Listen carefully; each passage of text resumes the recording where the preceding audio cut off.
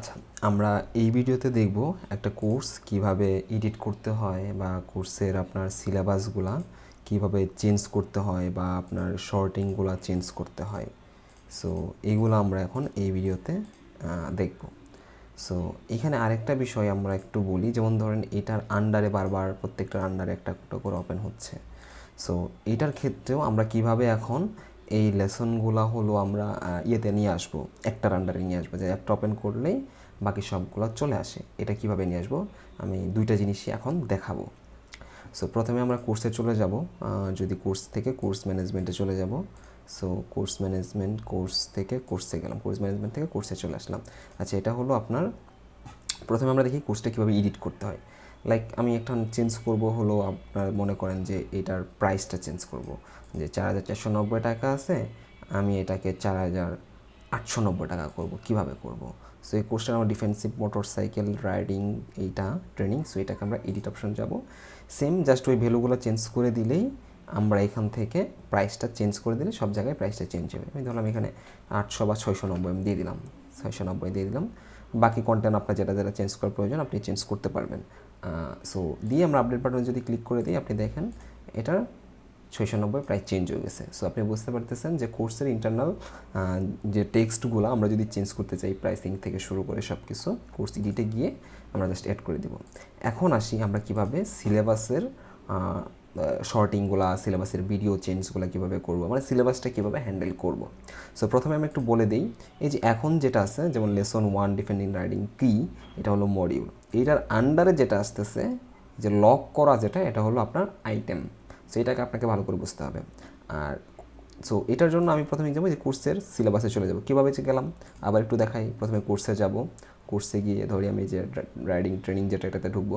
চাইলে আমরা এখান থেকেও ম্যানেজে যাইতে পারি, আর চাইলে আবার এডিট থেকেও যাইতে পারবো। এডিটে গিয়ে সিলেবাসে ক্লিক করব। সো আমরা এই যে চলে আসলো, যে এইখানে যেভাবে দেখতেছেন ওইভাবেই ওইখানে শো হবে। সো আপনার যদি মনে হয়, প্রথমে আমি কী করবো, যে ধরেন আমি এই লেসনটার নামটা, মডিউলটার নামটা আমরা চেঞ্জ করব। ধরি আমি একটা এইটা এডিট করলাম, সেম ওয়েতে জাস্ট হলো ধরেন আমি এইখানে কী দিলাম, রাইডিং কি, জাস্ট টেস্ট পারপোজ আমি একটা টেস্ট লিখলাম, লিখে আমি সেভ দিলাম। দেখেন আপনি এখন রিলোড দেন, আপনার এই জিনিসটা চেঞ্জ হয়ে গেছে। সো আবার মনে হলো যে লেখাটা বেশি হয়ে গেছে, আমি এটা দিব না, বাদ দিলাম, বাদ দিয়ে দিব, সেভ হয়ে গেল। এটা তো আমরা হলো মডিউলের নাম চেঞ্জ করলাম, এটা হলো মডিউলের নাম চেঞ্জ করলাম। সো আমরা কী করবো এখন, আইটেমের নাম বা আইটেমের ভিতরে যদি কোনো টেক্সট লেখা থাকে সেটা চেঞ্জ করবো। এই যে ক্লিক করলাম, ক্লিক করলে ভিতরে আইটেমগুলো বের হয়ে আসলো।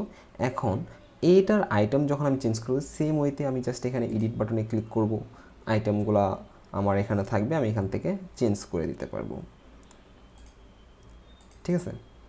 সো এই যে আমি আসলাম, জাস্ট হলো সিলেক্ট করা আছে, আমি সিলেক্টটা ধরাই দিব, আইটেম বসে।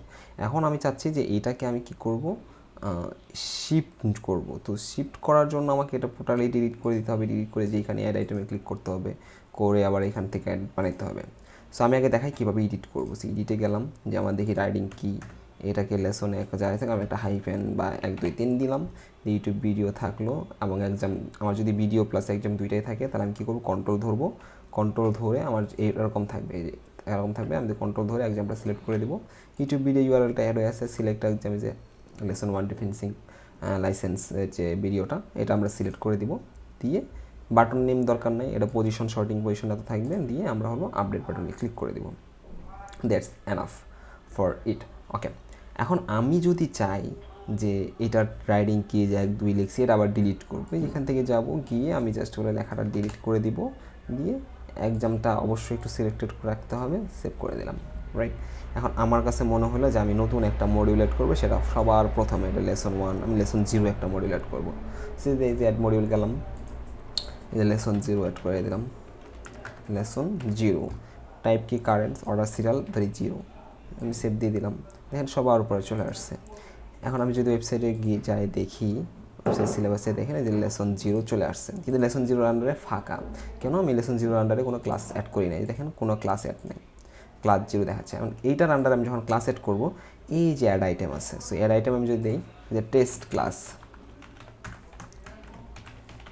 দিলাম। আপনার যদি মনে হয় আমি শুধু লেখা দিব, আপনি লেখা দিতে পারেন। যদি মনে হয় শুধু ভিডিও দিব, একটা দিলেন। আপনার যদি মনে হয় মাল্টিপল দিবেন, তো এখান থেকে কন্ট্রোল ধরে এখান থেকে যেটা যেটা সিলেক্ট করা দরকার আপনি সিলেক্ট করবেন, সো এটা একটা সিলেক্ট করা দেখলাম, এটাই সিলেক্ট করলাম, একটা টেক্সট দিলাম, এটা বিডিওআরএল তাহলে একটা বিডিওআরএল দিলাম, টেস্ট একটা টেক্সট দিছি। চাইলে আপনি যদি এক্সাম দিতে চান, এই যে এক্সাম দিবেন, এক্সামটা এখানে চলে আসবে এবং অবশ্যই কন্ট্রোল ধরে দিতে হবে, একটা দিলেন আরেকটা চলে যাবে, কন্ট্রোল ধরে যখন দিবেন তখন দুইটাই থাকবে। দেন এখান থেকে আপনি চাইলে আপনার প্রয়োজনীয় ভিডিওটা অ্যাড করে দিতে পারবেন বা প্রয়োজনীয় এক্সামটা এখান থেকে অ্যাড করে দিতে পারবেন। তবে অবশ্যই এই এক্সামটা এখানে তখনই আসবে, তার আগে আপনাকে একটা এক্সাম ক্রিয়েট করে নিতে হবে। সো আমি নেক্সট ভিডিওতে দেখাবো কীভাবে একটা এক্সাম ক্রিয়েট করতে হয়। ওইখান থেকে এক্সামগুলো এখানে অটোমেটিকই চলে আসবে, আপনি জাস্ট সার্চ করে এক্সামটা বসাই দিবেন।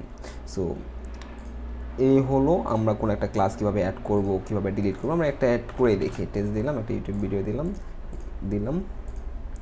এবং হ্যাঁ, আরেকটা জিনিস আমি বলে রাখি, ফ্রি অর পাবলিক, যদি আমরা এখানে ফ্রি দেই তাহলে কোনো একটা ইউজার সেই কোর্সটা না কিনেও জাস্ট রেজিস্ট্রেশন করে এক্সামটা দেখতে পারবে বা এই ক্লাসটা দেখতে পারবে, পরীক্ষাটা দিতে পারবে। সেক্ষেত্রে আপনার অবশ্যই ইয়েস অ্যান্ড ফ্রি দিতে হবে। আর যদি নো অ্যান্ড এনরোল রিকোয়ার্ড দেন তাহলে অবশ্যই তাকে কোর্সে এনরোল হয়ে দেন সেটা কিনতে হবে। সো আমি নো অ্যান্ড এনরোল দিয়ে ইয়েস দিয়ে দিলাম, সেভ হয়ে গেছে। দেখেন টেস্ট অর্ডার ক্লাসও অ্যাড হয়ে গেছে। এখন দেখবেন এটার আন্ডারে ক্লাস চলে আসছে, এই যে ক্লাসটা চলে আসছে। ঠিক আছে, এখন আমরা ডিলিট করে কী হয় যে জাস্ট যে ক্লাসটা ডিলিট করার প্রয়োজন আমরা ডিলিট করে দেবো, ইয়েস দেবো, ডিলিট হয়ে গেছে। এবং ডিলিট করার পরে এটা হবে ট্রাশে থাকে, দেখেন ডিলিটেড কোর্স আইটেম, এটা ডিলিট হয়ে গেছে। সো এটা চাইলে আপনি পরবর্তীতে রিস্টোর করতে পারবেন লাইক রিসাইকেল বিন, অথবা আপনি ফোর্স ডিলিট মানে ট্র্যাশ থেকেও রিমুভ করে দিলেন, যেটা পরে আর পরে আর আসবে না আর কি। সো এইভাবে আর কি আমরা কোর্সের ক্লাস বা আইটেমগুলো ম্যানেজ করতে পারি।